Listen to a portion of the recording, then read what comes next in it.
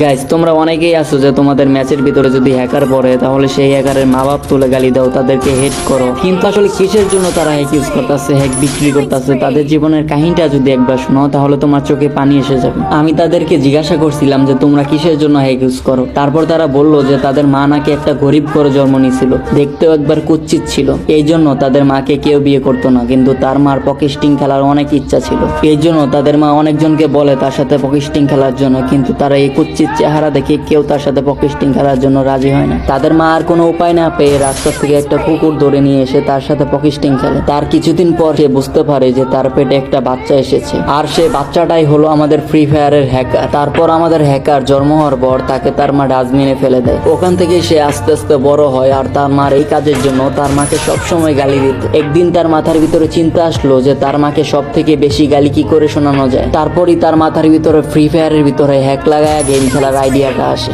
আর তাদের আইডিয়াটা সফলভাবে কাজে লাগে। ঠিক এই জন্য তাদের মা বাপ তুলে গালি দিলে তাদের কোনো যায় আসে না, তারা আরো খুশি হয়।